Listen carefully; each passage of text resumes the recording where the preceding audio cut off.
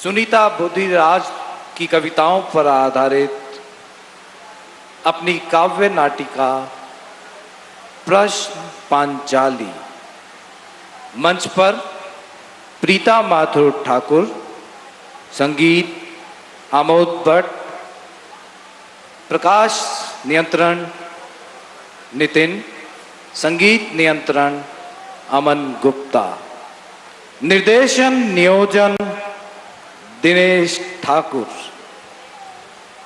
तो लीजिए प्रस्तुत है प्रश्न पांचाली।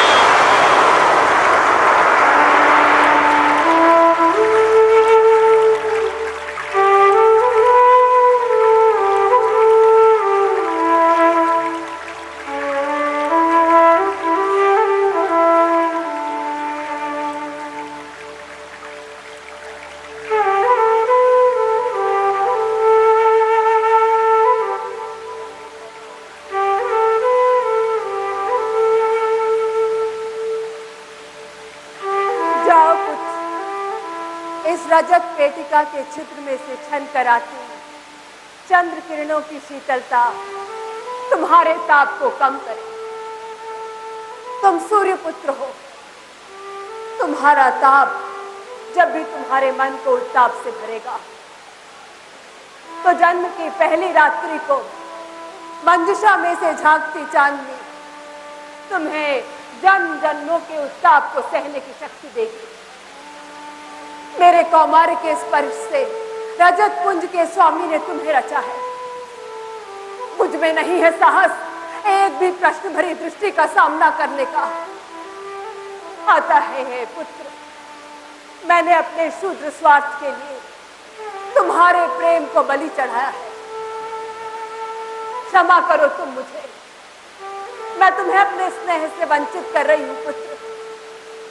किंतु कालांतर में हर माता की बाहें तुम्हें पुत्रवत आलिंगन करने को अकुलाएंगी।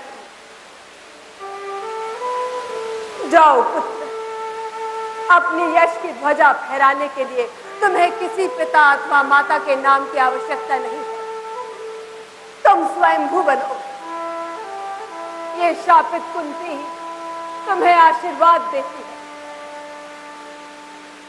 और जन्म की पहली रात्रि को स्वयंभू बनने के लिए अकेला छोड़ रजत मंजुषा में किसी स्वप्न सा रख जल की धारा में प्रवाहित करती है।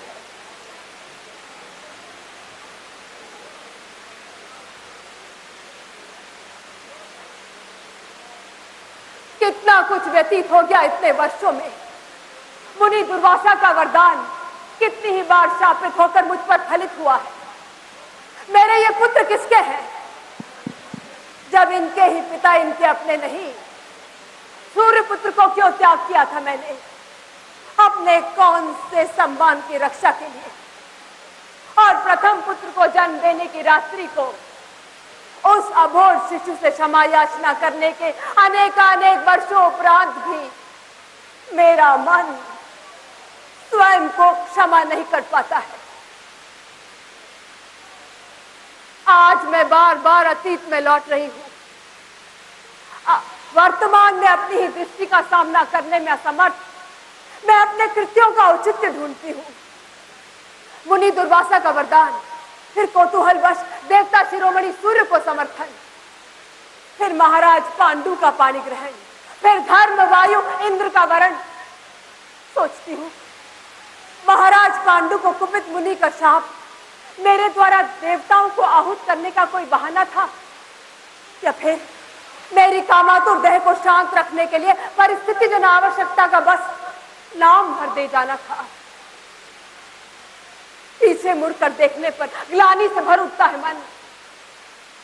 महाराज पांडु पुत्र विहीन रहते तो रहते, मैं दुर्वासा के वरदान को छिपाए रख सकती थी अपने मन में, किंतु मैं भी व्याकुल थी, संभवतः अपने स्त्रीत्व को सम्मान देने के लिए।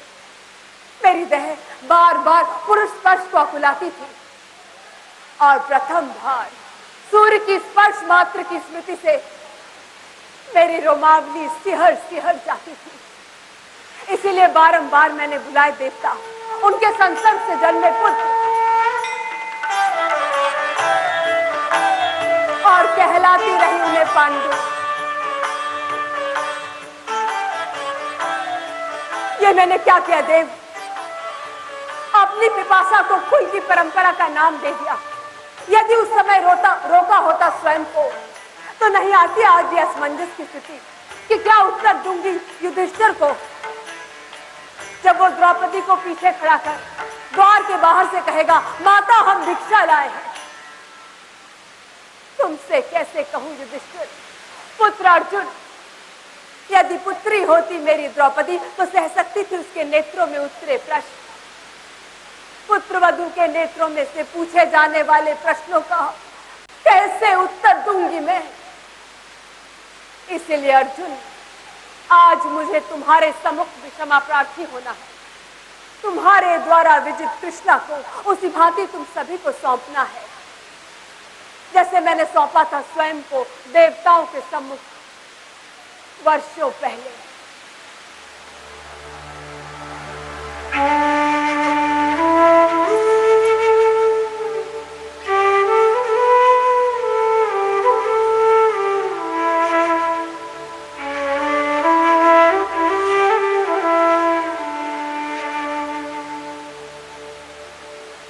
द्रौपदी मेरे पैरों की ओर सर करके सोई है, और सोई क्या होगी? उसने मेरी आज्ञा को शिरोधार्य किया है, और मेरे नेत्रों में भी नींद कहा। मेरी निद्रा विहीनता का कारण समझो पुत्री, तुम्हारी दृष्टि से अपने अतीत को सत्य स्वरूप स्वीकारने का साहस मुझ में नहीं है। इसीलिए आज कहती हूं तुमसे, मेरे इन पुत्रों में आज तुम भी बढ़ जाओ, क्योंकि मैं तुम्हारे सम्मुख अपनी पराजय स्वीकार नहीं कर सकती द्रौपदी। इसीलिए क्षमा करो तुम मुझे, आज मुझे क्षमा करो।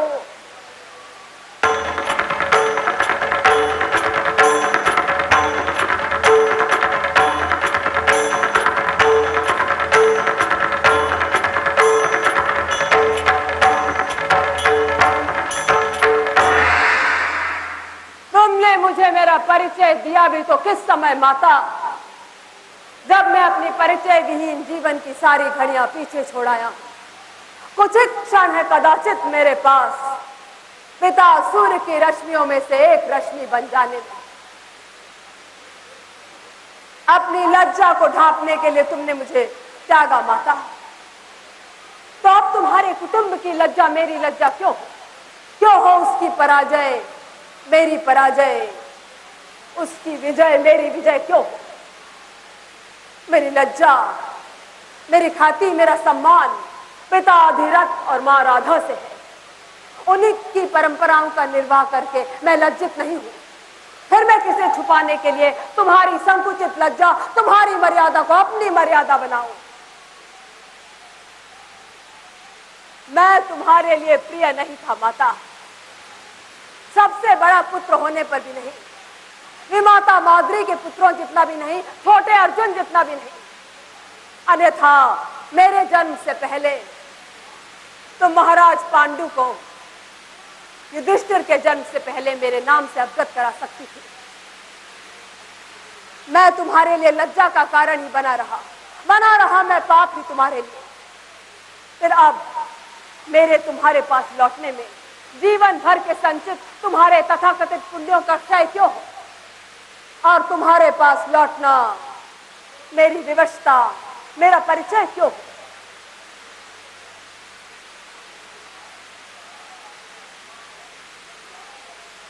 यह सत्य है कि मैं उनकी माता का सबसे पहली पाप की संतान हूं। क्या मुझे तुम्हारे अन्य पुत्रों की दृष्टि में ऊंचा उठा देगा? यह सत्य कि मैं अर्जुन की माता की सबसे पहली पाप की संतान हूं। क्या मुझे द्रौपदी की दृष्टि में सूत पुत्र से कुंती पुत्र बना देगा? अथवा तुम्हारा पुत्र हूं, इस नाते द्रौपदी को पत्नी रूप में स्वीकार करा देगा? या फिर उस दिन कुरु सभा में मेरे द्वारा उच्चरित वारांगना शब्द को कुलवधू बना देगा?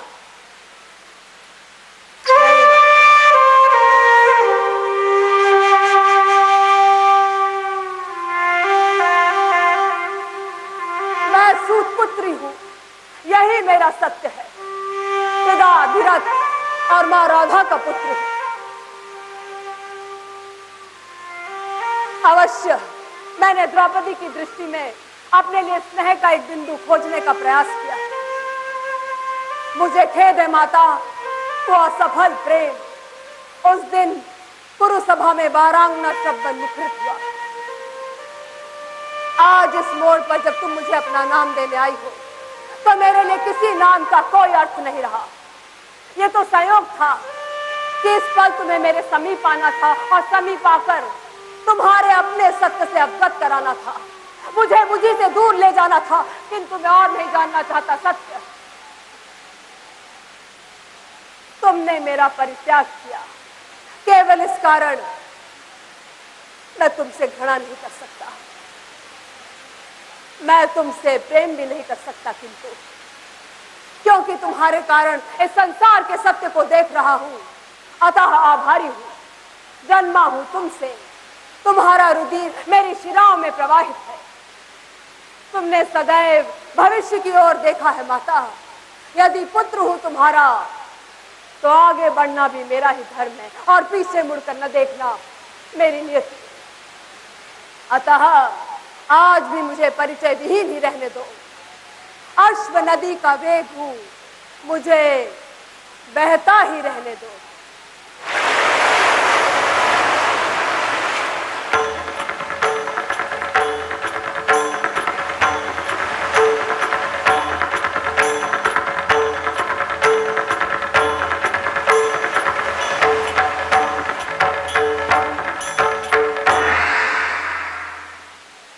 मैं हूं याज्ञसेनी कृष्णवर्णा पद्मगंधा पंच पतिव्रता द्रौपदी।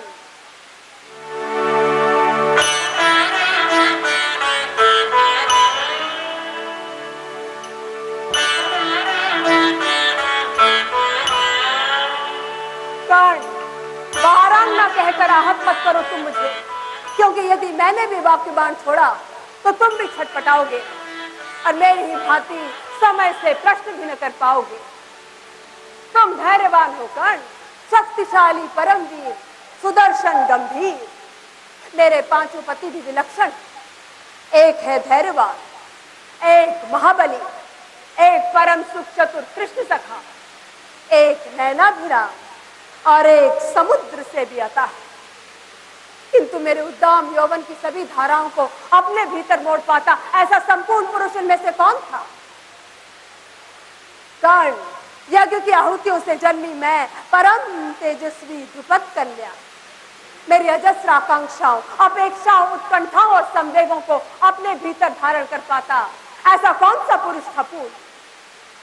जिस दिन अर्जुन मुझे स्वयंवर में जीत चारों भाइयों के साथ ले आए थे, उसी दिन मार्ग में मैंने पढ़ ली थी सभी की दृष्टि। उनके सामर्थ्य का आभास मुझे तभी हो गया था। वो सभी अपने एक एक सामर्थ्य के बल पर मुझे संपूर्ण पाना चाहते थे।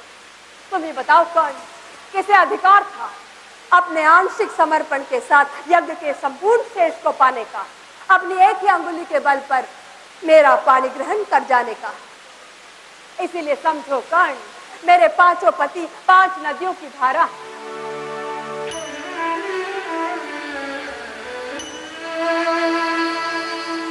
और मैं, जिसमें पांचों नदियों का पानी सम्मिलित हो जाए, वो कलश, उनसे ब्याह करना मेरी नियति थी। किंतु मेरी पिपासा संपूर्ण की थी। बूंद बूंद स्वयं को देकर मैंने कलश जल संचित किया, बूंद बूंद समर्पण लेकर मैंने संपूर्ण को दिया।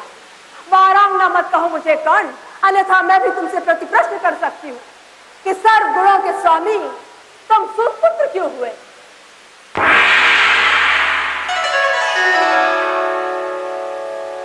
मैं हूँ याज्ञसेनी कृष्ण वर्णा पद्मगंधा द्रौपदी।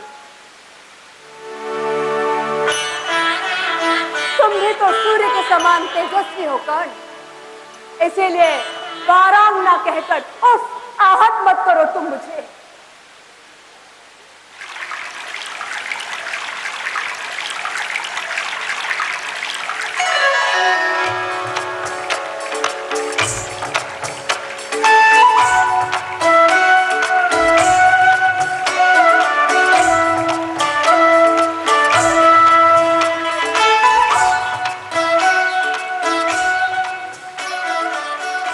यमुना के नीले जल में क्रीड़ा करती गोपांगनाएं, कदम्ब का वृक्ष खिला है समीप में, तुमने चुरा लिए हैं गोप नारियों के वस्त्र, कदम्ब की डाल पर सतरंगी फूल उगाए हैं और तुमने लगाई है बांसुरी की टेर। प्रतिबिंबित है तुम्हारे नेत्रों में यमुना का नीला जल। गोपांगनाओं की चंपक वर्णीय गौरांगी श्याम सुंदर सुगठित देह, कटीले चंचल चपल और उदास नेत्रों वाले मुखों की छटा। सहसा मिल जाता है यमुना में उनके कातर भराए नेत्रों का जल। तुम उनसे कहते हो वस्त्र पाना चाहती हो तो तिरोहित कर दो अपने देह के अहंकार को। आ जाओ बाहर, विवस्त्र छोड़ो सारा मोह। जब तुम स्वयं को समर्पित कर दोगी संपूर्ण, तिरोहित कर दोगी अपनी इच्छाएं, तब मैं नजल की भांति तुम्हारा वस्त्र बन जाऊंगा, आकाश की भांति तुम्हारे देहों से लिपट जाऊंगा। इस सृष्टि का एक एक कण बन जाएगा तुम्हारा आवरण। वस्त्रहीना तब नहीं रहोगी तुम।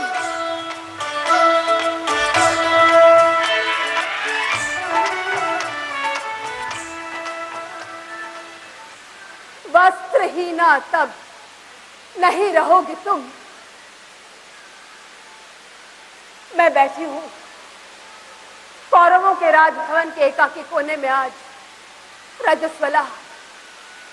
पवन भी मेरा स्पर्श करने में सकुचाता है। एक वस्त्रा हूं, पांच पत्तियों के जय का उत्सव सुनने को बेकरार। उत्सव और श्रृंगार इस समय मुझसे दूर है, किंतु मेरे मन का उत्सव कौन रोकेगा? मैं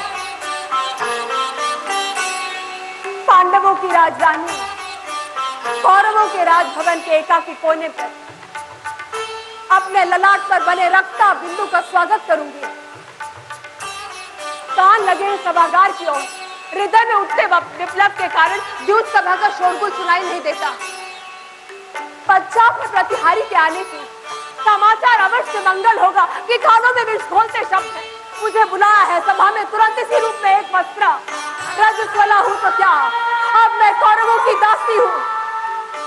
मेरे परम धर्मात्मा पति मेरे अन्य बलशाली पतियों सहित द्यूत युद्ध में स्वयं कौर मुझे भी हार चुके हैं। मेरे केश सर्प की भांति फुटकारते हैं, किंतु विषहीन है, डस नहीं सकते। दुशासन उन्हें पकड़कर घसीटता कुरुसभा में ले आया है मुझे। किसी को सुनाई नहीं देता मेरा प्रश्न कि युधिष्ठिर ने मुझे कब हारा, स्वयं को हारने से पहले या उसके पश्चात। हर कुशल राजनीति के प्रवक्ता मेरे प्रश्न का उत्तर देने में असमर्थ हो गया है। किसी को दिखाई नहीं देता मेरा अपमान। सभा में बैठा हर वीर धृतराष्ट्र बन गया है। अब तक बना हुआ है, न जाने कब तक बना रहेगा। कुल की मर्यादा, पुत्र वधू का शील कोई कैसे समझेगा? माता गांधारी की आंखों पर भी पट्टी बंधी है।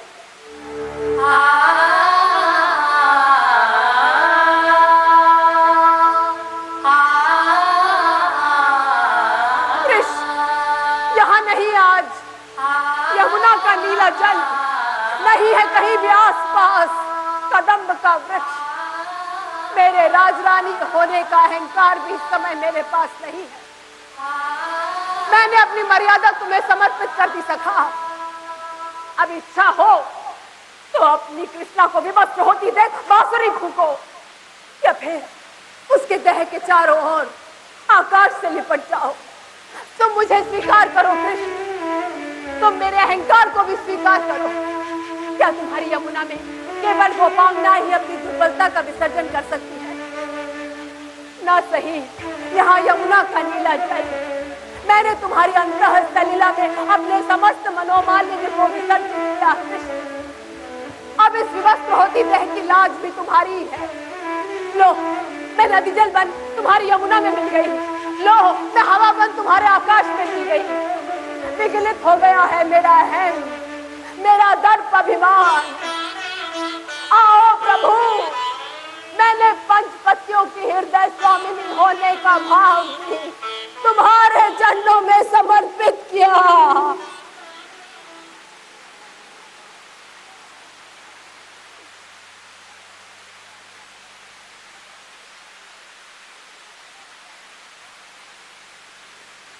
दुशासन असमर्थ क्लांत है, दुर्योधन की आंखों में है भय। मेरे पतियों के झुके हुए मस्तक भी अब धीरे धीरे उठ रहे हैं। सभा का शोर सहसा थम गया है। मुरली की अनुगूंज ने मुझे अस्तित्व विहीन बना दिया है।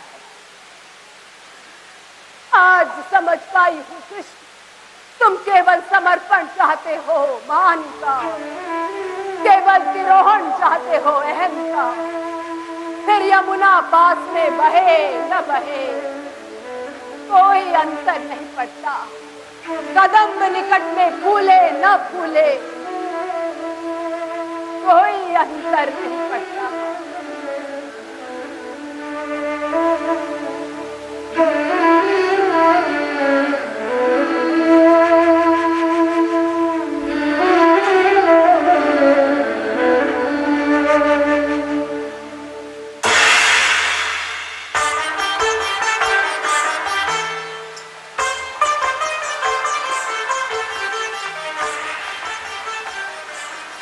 वनवास में मैं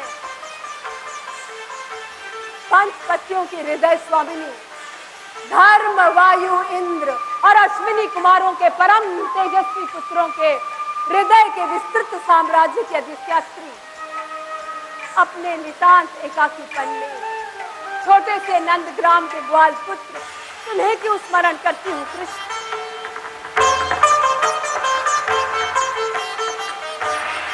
युधिष्ठिर कहते हैं, धैर्य धारण करो द्रौपदी, भूल जाओ अपमान की व्यथा। क्षमा ही सबसे बड़ा धैर्य है। क्षमा कर दो उन्हें जिन्होंने मर्यादा का उल्लंघन किया था, अतिक्रमण कर मनुष्यता की सारी सीमाएं जो नरपशु बन गए थे, उन्हें तुम क्षमा करो। मुझे युधिष्ठिर का ये उपदेश समझ में नहीं आता कृष्ण। सुनाई देता है दुशासन का वो अमानुष स्वर, कौन जाती है दृष्टि के सामने। दुर्योधन की वो लज्जाहीन होकर उगाड़ी हुई जांग, पितामह और ससुर का निस्तेज होता हुआ तेज, उनकी निष्क्रियता मेरे मन को मत डालती है। और ये पीड़ा कि मेरे पति को भी मेरा अपमान कचोट नहीं जाता कृष्ण। मुझे युधिष्ठिर का उपदेश समझ में नहीं आता और मैं तुम्हें स्मरण करती हूँ। जंगल की आग की तरह धधकता है मेरा मन। भीम अपना समुचित स्नेह जल संचित कर उसे बुझाने का यत्न करते हैं। तरह तरह के फूलों फारों से वो मेरा मन बहलाते हैं। उनका चौड़ा सा कंधा मेरे धधकते अश्रुओं को रोक पाने में छोटा पड़ जाता है। उनके प्रेम का वेग मेरे अश्रुओं के वेग से कहीं धीमा है। भीम का अनुराग मुझे समझ में नहीं आता कृष्ण और मैं तुम्हें स्मरण करती हूँ। वो जो अर्जुन है ना तुम्हारे सखा, वो भी छटपटाते हैं कहीं भीतर ही भीतर, किंतु उनकी छटपटाहट मेरी छटपटाहट से भिन्न, उनकी तिलमिलाहट मेरी तिलमिलाहट से भिन्न है। अर्जुन को सहन नहीं होता मेरा युधिष्ठिर के साथ संभाषण, भीम के साथ सखीभाव, नकुल और सहदेव की परिचर्या। अर्जुन की वेदना मुझे समझ में नहीं आती कृष्ण। मैंने कब कहा था कि मैं पांचों भाइयों में बंटना चाहती हूँ? अर्जुन के मौन को जब मैंने स्वीकार लिया अपनी नियति मान, तब फिर भी मैं उनके अनुकूल चलने की दोषी कैसे हूँ? मेरी विडंबना तो देखो कृष्ण कि जिसके कारण मैं आहत हूँ वही मुझे अपने आहत होने का कारण मानता है, और जिस पर मैं अपना प्रेम बांटती हूँ वही मेरे प्रेम को सर्वजन सुखाए बांटता है। अर्जुन की वेदना मुझे समझ में नहीं आती कृष्ण, और मैं तुम्हें स्मरण करती हूँ।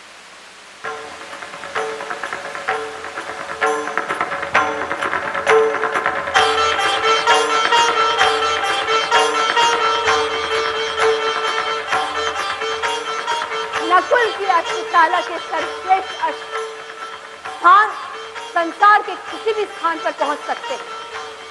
गतिवान है वो, केवल आगे बढ़ना जानते हैं। वर्षों पहले दी गई पीड़ा की ओर लौट नहीं सकते, जो आज भी इतनी ही है जितनी जब दी गई तब थी। अश्वशाला के अश्व मेरे हृदय के हाहाकार को क्या समझेंगे? उनके स्वामी भी मुझसे अश्वों की प्रजाति कुल की बातें करते हैं। नकुल है वो, नकुल के अश्वों की गति मुझे कहीं नहीं पहुंचाती।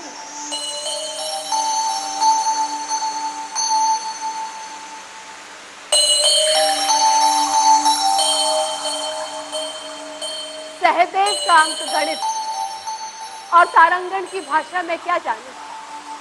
केवल उन दो नक्षत्रों की भाषा समझ सकती थी जो मेरे आंखों के सामने टिमटिमाते थे, किंतु कौन से नक्षत्र समझते मेरे मन की भाषा, लगाते उसके अर्थ, सहलाते मेरी टीस को? कौन बुझाता उस अग्नि की ज्वाला को जो मेरी शिराओं में जलती है? वहां जाने कौन से अंकों का गणित गड़बड़ा गया था। मुझे चांद तारों की भाषा समझ में नहीं आती कृष्ण, और इन सब के पंच पतियों के देव पुत्रों के होते हुए मैं तुम्हें नंदगाम के ग्वाल पुत्र को स्मरण करती हूँ।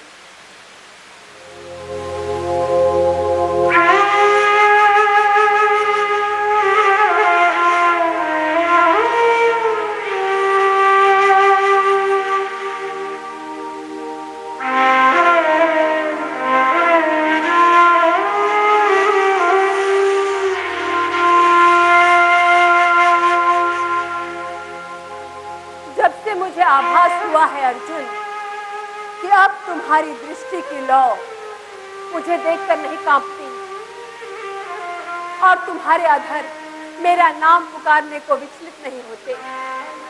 जब से आजानुभाव मुझे आभास हुआ है कि तुम्हारी भुजाएं अब मेरे आलिंगन को नहीं छटपटाती, और तुम्हारे पांव मेरे निकट आते आते थम जाते हैं, तब से मुझे संसार के सारे संबंध सारहीन लगने लगे हैं। मैं क्यों हूं तुम्हारे पास? मेरे यहां होने का औचित्य क्या है? ये पूछने लगी हूं स्वयं से मैं।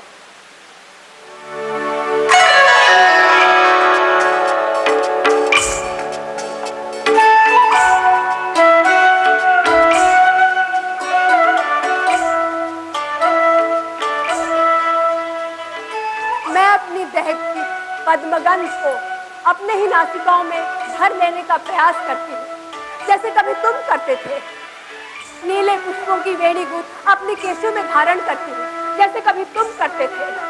ये कैसा तो सत्य है अर्जुन कि मैं भी यही हूँ, इसी पर्णकुटी में। प्रतिदिन मैं तुम्हें देखती हूँ और तुम्हारे नेत्रों में परिचय की कोई छाया ढूंढने का प्रयास करती हूँ। तुम्हारे प्रति मेरे प्रेम की मर्यादा क्या है अर्जुन?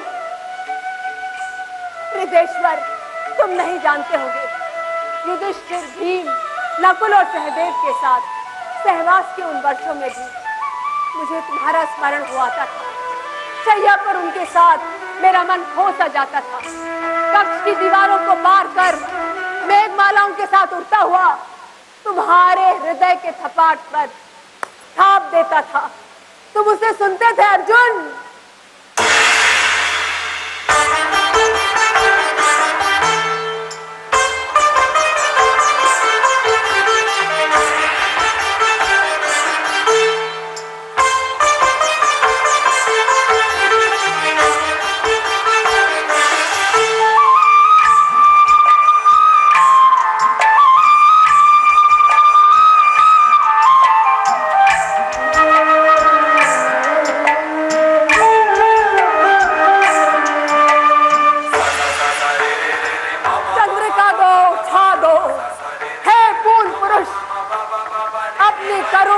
मेरे परिताप मन को शांत करो।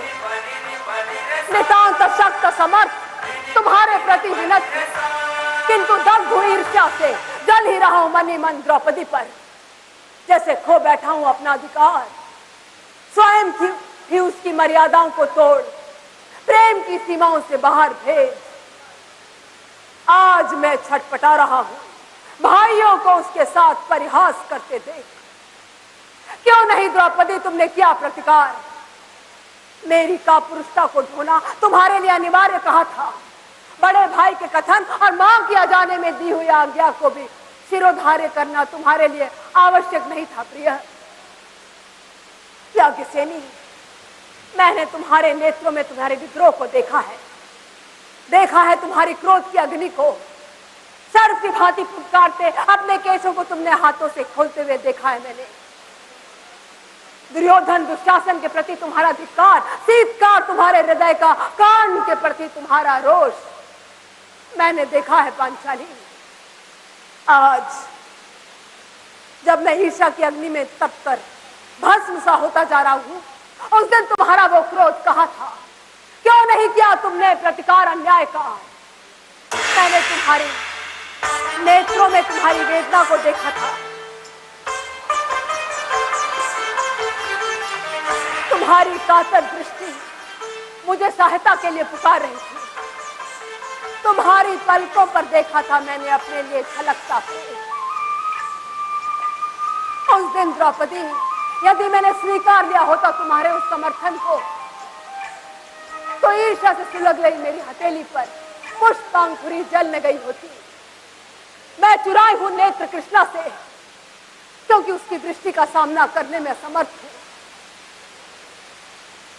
क्या वो मेरी पौरुषहीनता थी जो कहीं न कहीं द्रौपदी को तृप्त करवाने में स्वयं को असमर्थ पा रही थी, या फिर मेरे ही अहम की कोई छिपी हुई कामना जो उस समय मुझ पर अपनी महानता की दुंदुभी बजा रही थी और मेरी प्रिया पत्नी को भाइयों में बंटते देख मुझी को अपनी दृष्टि में गौरवशाली बना रही थी। नहीं अर्जुन, द्रौपदी के इस चीर हरण के लिए तुम ही उत्तरदायी हो।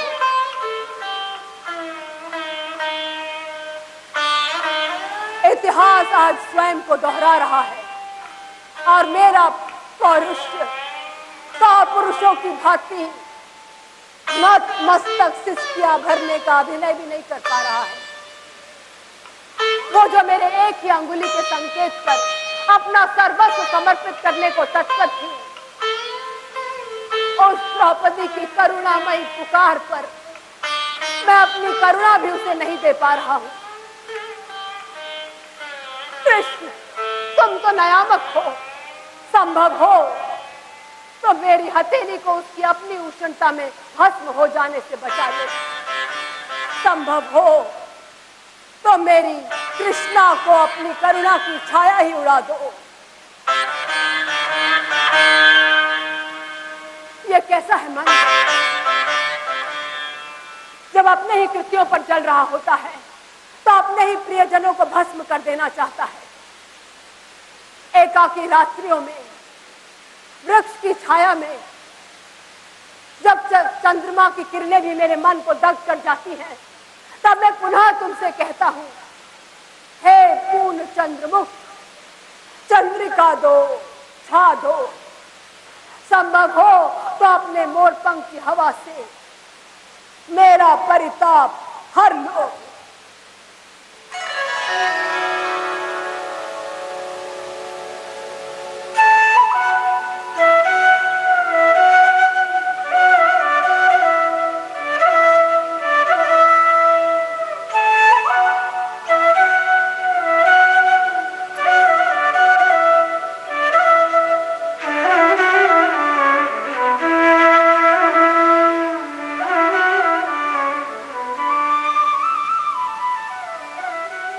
जानते हो सखा, आज मेरा मन उदास क्यों है? नहीं, तुम नहीं जान सकते। अंतर्यामी होते हुए भी सबके मन की सारी बातें तुम नहीं जान सकते। क्योंकि मन की परतें खुलते खुलते बिना किसी आवरण में छिपा हुआ मन कैसा होता है, इसकी पहचान तुम खो चुके हो। क्षमा करना सखा, मैं तुम्हारी असीम सत्ता पर कोई प्रश्न चिन्ह नहीं लगा रही। रात स्वप्न में मैंने तुम्हारी अर्जुन की नीली देह को तुम्हारे नीले शरीर में विलीन हो जाते देखा, और फिर देखा कि तुम्हारा नीला शरीर भी समुद्र की नीली गहराइयों में उतर रहा है, और फिर समुद्र की गहराइयां अनंत आकाश की नीलिमा में विलीन हो गई।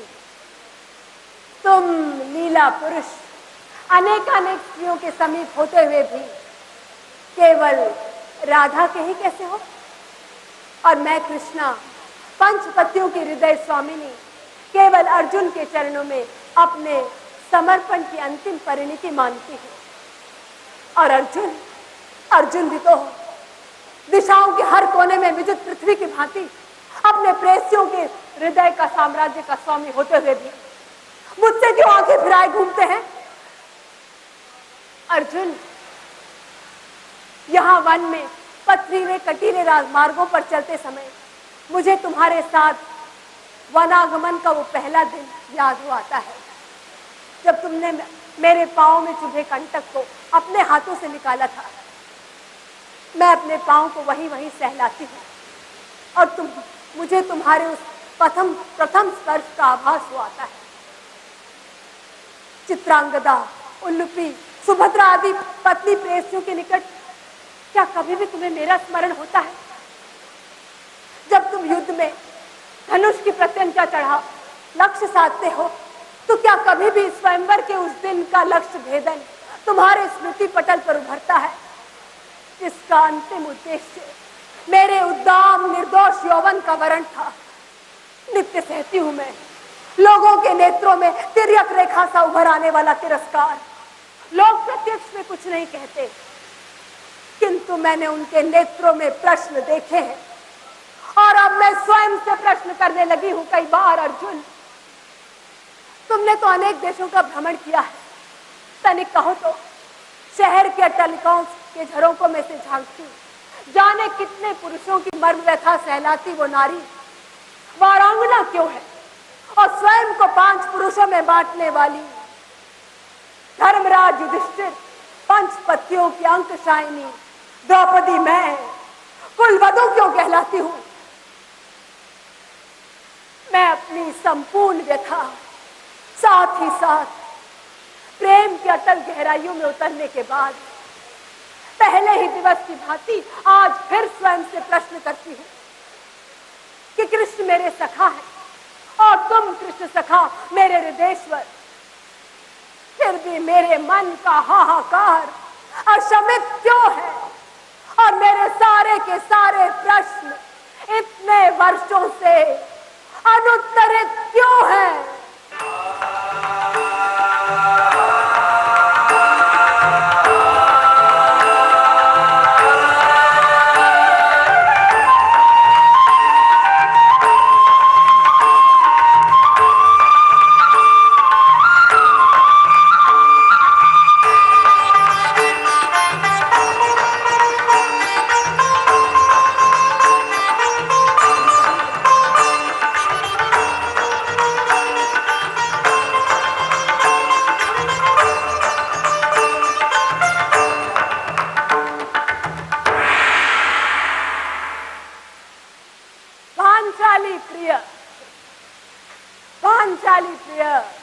तुम्हारा ये मेरे प्रति कैसा तो प्रेम है कि तुम मुझे सदैव अर्जुन को स्मरण करने के पश्चात ही स्मरण करती हो। तुम मुझे स्मरण करती हो उसकी अनुपस्थिति में, उसके और निकट आने के लिए, उसकी स्मृति को मेरे साथ बांटने के लिए, उसके शौर्य की अनुभूति को मेरे माध्यम से देख पाने के लिए। और मेरा ये तुम्हारे प्रति कैसा तो प्रेम है कि दूसरी श्रेणी का अवलंब हूं, ये जानने पर भी मैं तुमसे प्रेम ही करता हूं। तो मैं डूब जाना चाहता हूं, तो मैं लीन हो जाना चाहता हूं। मन से तुम अर्जुन की हो और अर्जुन का मन अन्य कई कलियों में रमण करता है। देखो कोमलांगी, तुम्हारी इच्छा से स्वर्ण कमल लाने के लिए मैं यक्षों से भी विरक्त हो गया हूं। तुम्हारे आंचल की लज्जा को छुपाने के लिए मैं दुशासन के वध और दुर्योधन की गंगा भंग की अग्नि की प्रतिज्ञा में जल गया हूं। तुम्हारे केशों में स्नेह की धूल छुआने के लिए मैंने आज भी अपने क्रोध की अग्नि को शमित नहीं होने दिया है।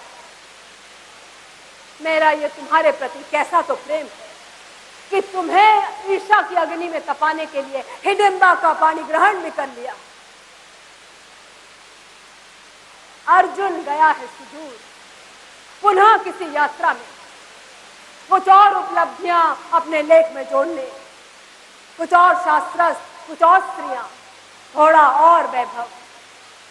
वो नहीं जानता कि उसकी सबसे बहुमूल्य निधि यहां वन ही में है, जो पारिजात के पुष्पों का झरना देखती रहती है। मैं तो सदैव पीछे ही रहा हूं प्रिय, किंतु कहो तो आज तुम्हारे हृदय में प्रवेश करने का कोई और मार्ग है?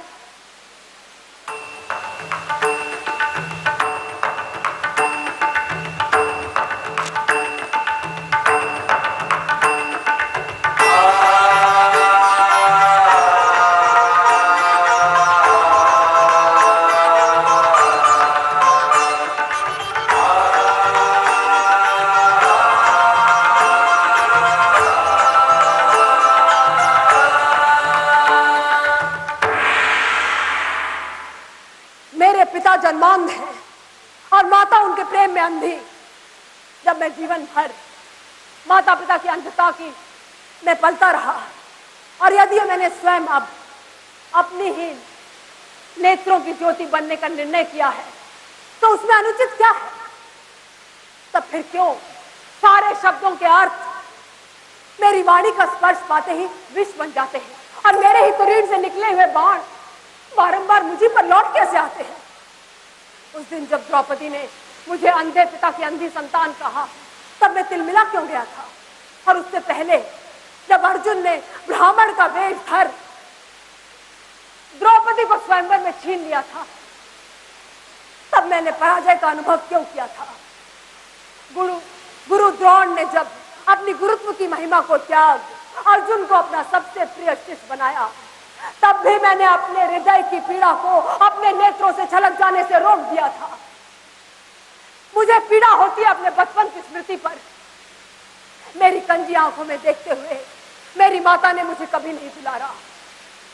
सभी माताओं को उनके पुत्रों की भांति मैं अपनी माता को संसार का सबसे सुंदर बालक कभी प्रतीत नहीं हुआ, क्योंकि उसने मुझे देखा ही नहीं।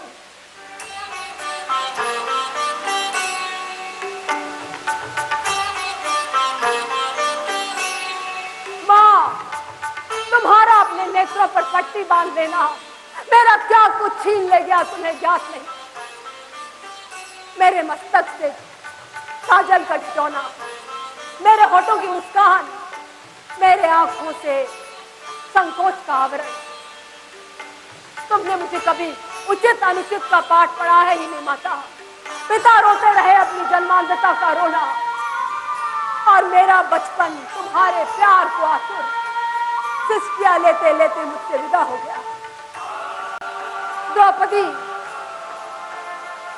जीवन के हर युद्ध में पल पल हारा ये दुर्योधन तुम्हारे मुख से अपने पराजय का वर्णन कैसे सुनता कि अंधे पिता का पुत्र भी अंधा होता है? क्या स्वयं अपनी पीड़ाएं पर्याप्त नहीं थी मुझे मेरी लघुता का आभास कराने को? फिर तुम अपना विवेक कहां खो बैठी देवी? मेरे ही सम्मुख तुमने मेरी लघुता का दर्पण सजा कर रख दिया। मुझ में नहीं था साहस एक और पराजय स्वीकारने का, इसलिए उस दिन तुम बलि चढ़ गई कुल परंपरा द्वारा कुरु सभा में मुझे प्राप्त अंधता की।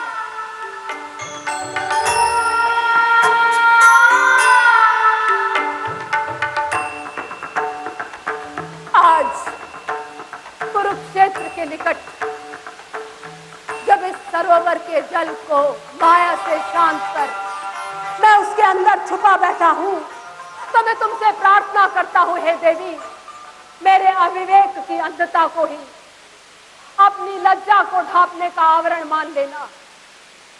मैं इस सरोवर के जल से अपने मन के कलुष को धोने का प्रयास करूंगा।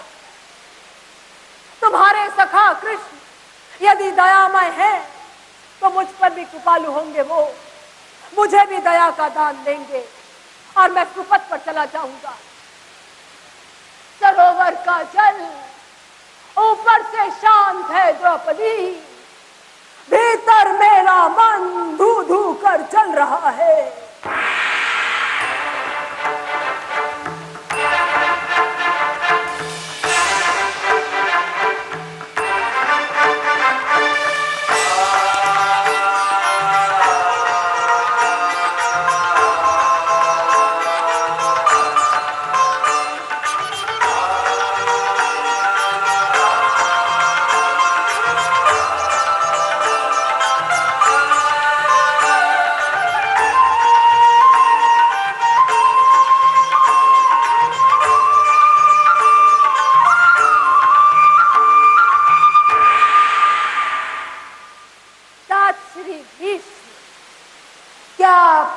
किसी पूर्व जन्म में मुझ गांधारी की मनोदशा जान चुके थे? यदि नहीं तो क्यों आपने कुरुवंश के नेत्रहीन राजपुत्र धृतराष्ट्र के लिए गांधर्व नरेश से मेरा हाथ मांगा था? आपकी प्रतिज्ञा भीष्म थी ताश्री, अनुपमय थी वो, अद्भुत थी वो। मेरा अपने नेत्रों पर पट्टी बांध लेना भीष्म प्रतिज्ञाओं की तरह उसी परंपरा का निर्वाह है। सोचती हूं यदि मैंने ये भीषण व्रत न लिया होता, संसार को बंद नहीं खुले नेत्रों से देखा होता, दुर्योधन की आंखों में प्रेम का कोई बीज बोया होता, तो क्यों उठती उसकी वो दृष्टि उस पुरुषभागार में एक वस्त्र द्रौपदी के अंग प्रत्यंग पर?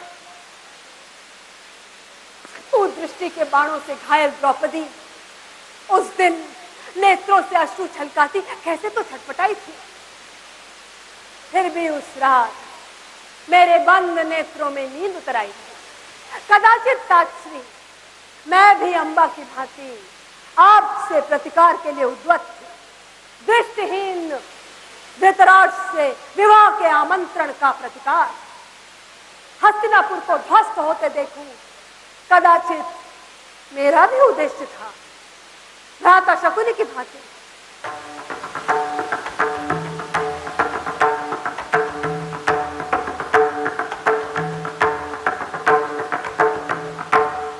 आप जानते हैं ताश्री,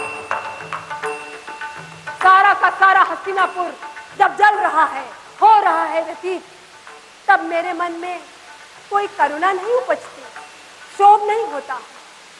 मेरा मन एक विचित्र आनंद से भराता है। ये मेरा प्रतिशोध आपसे है ताश्री। यहां दो व्यक्ति नेत्रवान होते हुए भी देखने में असमर्थ। पहले है आप ताश्री, जिन्होंने अपनी प्रतिज्ञा के आड़ में समझते बूझते देखना सुनना छोड़ दिया। दूसरी मैं हूं जिसने पति के प्रेम के बहाने अपने कर्तव्यों से मुंह मोड़ लिया है। हम दोनों ने ही यदि अपनी प्रतिज्ञाओं को सम्मुख रख जीवन पथ सुगम न बनाया होता, तो ये 18 दिन का सहस्रों को लील जाने वाला युद्ध भी नहीं हुआ होता। आप अभिशाप जी रहे हैं ताश्री। इच्छा मृत्यु नहीं है वरदान। सारा कुरुवंश अब शाप मुक्त हुआ, शाप मुक्त हो गया है दुर्योधन, शाप मुक्त हो रहे हैं आप भी, शाप मुक्त हो गए सभी पक्षों के महान योद्धा। सभी तो परम गति पाकर आकाशीय नक्षत्र बन रहे हैं। अब केवल एक व्यक्ति है जिसे शाप मुक्त होना शेष है। यज्ञ की आहुतियों से जन्मी याज्ञ से नहीं, अपने ही क्रोध की अग्नि में स्वयं ही जली जा रही है। पुत्रों की अभी ठंडी न हुई राख को हाथों में भरकर वो शाप मुक्त कहां हुई? पुत्री, अग्नि शिखाओं से तुम्हारा तेज अब कुछ कम होता जा रहा है। उसे थककर विश्राम मत करना। किंतु वर्षों के पश्चात जिनकी तुम सखा हो, उन कृष्ण की बांसुरी की जब केवल अनुगूंज रह जाएगी, जब तुम्हारे पति परमेश्वर परम गति को आतुर हिमालय की उत्तम श्रृंखलाएं पार कर जाएंगे, जब नितांत अपनों की परिचय की छाया पुनः तुम्हारे नेत्रों से अश्रु टपकाएंगी और दुशासन द्वारा खींची और कृष्ण द्वारा संरक्षित तुम्हारी साड़ी का पल्लू पुनः पुनः भीग जाएगा, तब तुम भी शाप मुक्त हो सकोगी द्रौपदी। जानोगी मेरे नेत्रों पर बंधी पट्टी का मर्म और पूछोगी अपने भाग्य से कि तुमने भी अपने नेत्रों पर पट्टी क्यों नहीं बांधी थी।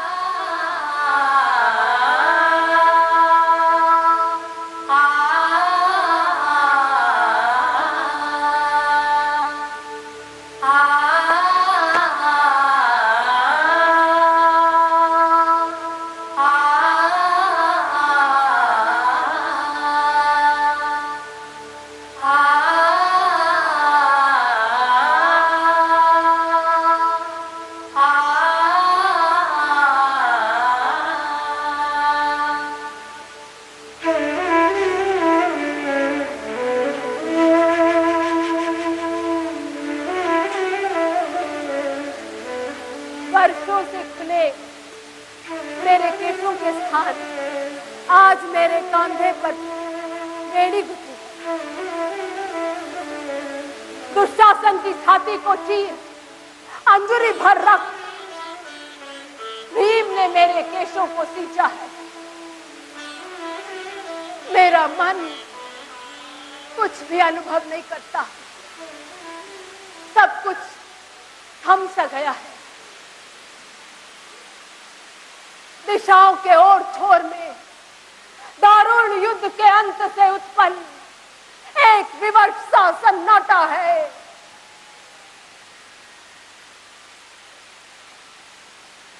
अभिमन्यु की चिता की अग्नि बुझ चुकी है। मेरे पांचों पुत्र भी आकाशीय नक्षत्र बन गए हैं। कभी कभी कौन की चिता की राख हवा के साथ उड़कर मेरे शिविर के बाहर बिखर जाती है, तो मैं ठिठक कर वहीं खड़ी रह जाती हूँ और उसका एक एक कण मुझसे पूछता है, द्रौपदी, खुले केशों का वेड़ी में घुस जाना कैसा लगता है? रूखे केशों का रक्त से सींचा जाना कैसा लगता है? मैं शेष हुआ, शेष हुए तुम्हारे पुत्र भी, शेष हुई दिन भर आकाश पर एक छत्ते राज करने वाली सूर्य की संतति, शेष हुए धर्म वायु इंद्र और अश्विनी कुमारों की संतति की भी संतति। देवता भी व्यतीत हो जाते हैं द्रौपदी, व्यतीत हो जाता है उनका साम्राज्य, व्यतीत हो जाती है उनकी संतति। आज समुचा हस्तिनापुर चुप हो गया है, चुप हो गया है मंदिरों में मंत्रोच्चार, शंखों का पवित्र स्वर, तुम्हारे सखा का पांचजन्य भी चुप हो गया है।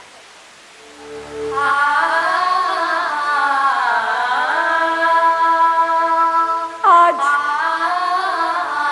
मैं हवा के साथ उड़कर तुम्हारे पास आया हूं, बिखरा हूं तुम्हारे कदमों के आसपास।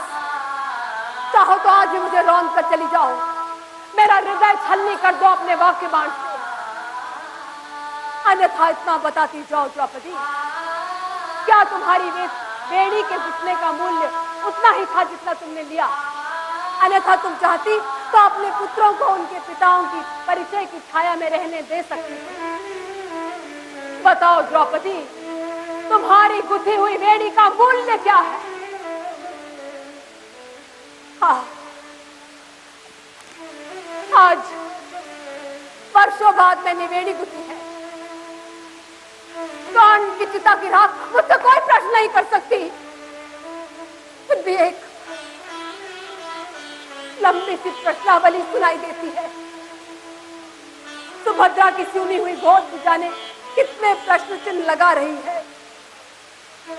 कुछ नहीं कहती उत्तरा, मेरी श्रृंगारहीन बेड़ी की ओर देखती रहती है। यहाँ भी आ जाते हैं कभी कभी, किंतु अब उनका आना मेरे हृदय के हाहाकार को शांत नहीं कर पाता।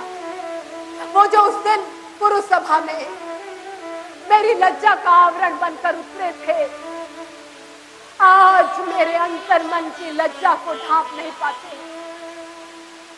कौन मुझे बताएगा कि जिन केशों के कुछ जाने का मूल्य कृष्ण को भी निरुत्तर कर देता है, वो केश यदि खुले ही रहते तो क्या होता।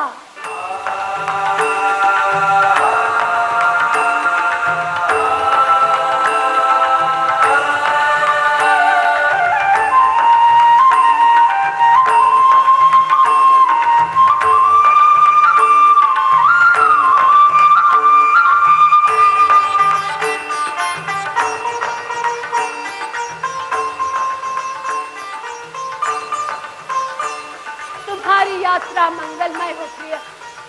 आज फिर तुम कृष्णा को पीछे छोड़ जा रहे हो, किंतु इस बार लौटोगे नहीं, मुझे पता है। क्षितिज में घुमड़ने वाले मेघ आज मेरे चारों ओर घिराए हैं, और यहाँ मानसरोवर में हर कमल की पंखुड़ी खुलती जा रही है।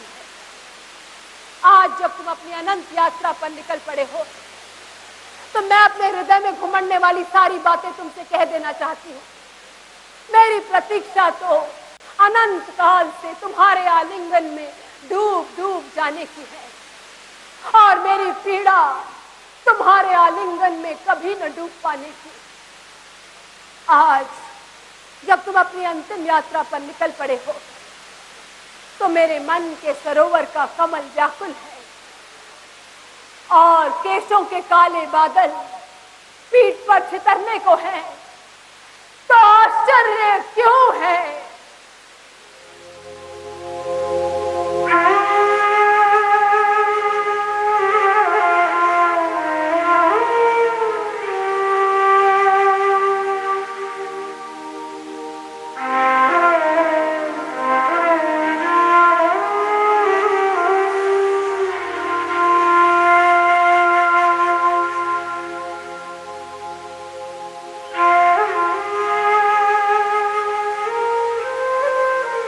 द्रौपदी, कृष्णा, सखा, स्मरण करो, तुमने उस दिन मेरी क्षत उंगली पर अपनी मंगलमय साड़ी की पट्टी बांधी थी। मैं तुम्हारे उस स्नेह को भुला नहीं पाया, तुम भूल गई। स्मरण करो, तुमने मुझसे पूछा था मैं अर्जुन को कैसे पाऊं, और मैंने तुमसे कहा था नदी को पाना चाहती हो, स्वयं नदी जल बन उसमें सम्मिलित हो जाओ। आकाश को बाहों में लेना चाहती हो, स्वयं पवन का झकोरा बन उसमें विलीन हो जाओ। तुम नदी को पा जाओगी, तुम आकाश को पा जाओगी। मत कहो कृष्णा तुम मेरे हो, कहो मैं तुम्हारी हूं। उस दिन कुरुसभा में तुम भूल गई थी, दिग्भ्रमित थे सभी अपनी अपनी काल की प्रतीक्षा में। उचित अनुचित का भान उन्हें कहा था, उनके नेत्र नहीं थे सजल, उनकी वाणी थी पथरा गई। तुम्हारी सहायता को बढ़ते ऐसे पांव कहा थे, समय ही स्थिर हो गया था कृष्णा, और तुम भी स्वयं अपनी कहा थे, मान अपमान भी वो तुम्हारा कहा था। इसीलिए जब तुमने मुझे पुकारा, सारी करुणा के साथ अपने मन के कलुष को भुला, तो मुझ में विलीन हो गई। तब मैं तुम्हारे पास आ गया, तुम्हारी इच्छाएं, तुम्हारे विचार सब कहीं बह गए थे, शेष था केवल मन। इसीलिए तुमने मुझे अनुभव किया। तुम क्यों बैठ गई हो इस तरह होकर क्लांत? भीगे हैं नेत्र तुम्हारे, तंद्रा में हो तुम, फिर भी प्रश्न कर रही हो, एक के बाद एक किससे, किसके सम्मुख खोल रही हो अपनी मन की सारी परतें। यहां फिर कोई नहीं है कुरुसभा की भांति। इस हिमाच्छादित पर्वत श्रृंखला की पगडंडियों पर तुम्हारे वो पति तुम्हें अकेला छोड़ आगे बढ़ चुके। मत पूछो कृष्णा किसी से तुम कोई प्रश्न, उनका उत्तर किसी के पास नहीं। तुम यज्ञ की शिखाओं से जन्मी यज्ञ सेनी परम पवित्रा पूर्णा, तुम्हारी जिज्ञासाओं, भावों और तर्कों की उदात्तता को वहन करना किसी मनुष्य के वश में कहां है?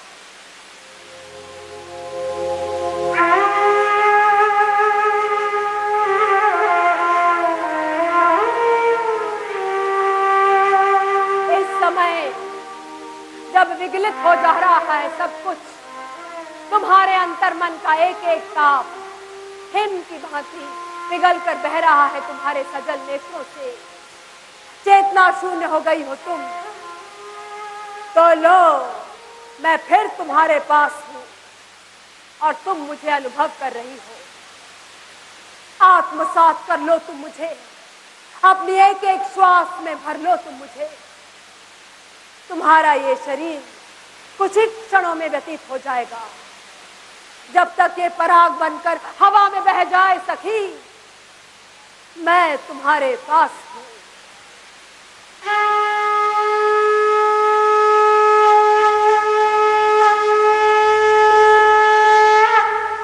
शंख की भांति मैं तुम्हारा भाव हूं, मैं तुम्हारी अनंत प्यास हूं, तुम्हारी समस्त आकांक्षाओं का मैं प्रतिफल हूं।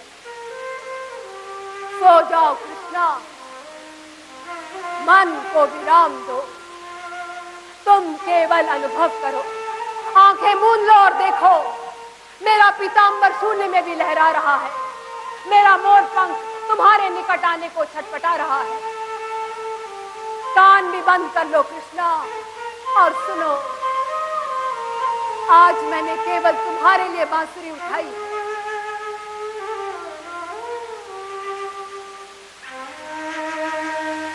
सो जाओ कृष्णा, मन को विराम दो, तुम शांत हो जाओ।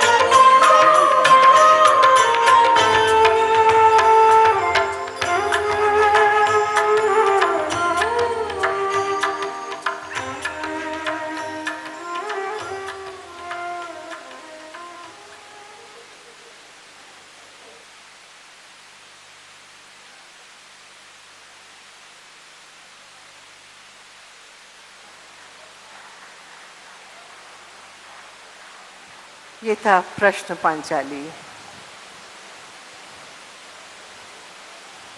प्रीता माथुर।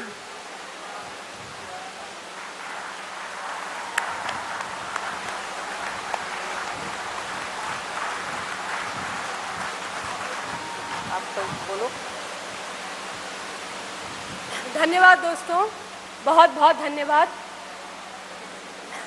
इस नाटक के निर्देशक दिनेश ठाकुर जी अब हमारे साथ नहीं हैं, but we are committed to carrying forward his legacy, and we are very grateful to Sunita ji, to Gopi Swami ji, and to this festival for calling us here. Thank you very much. ठीक था, ठीक था।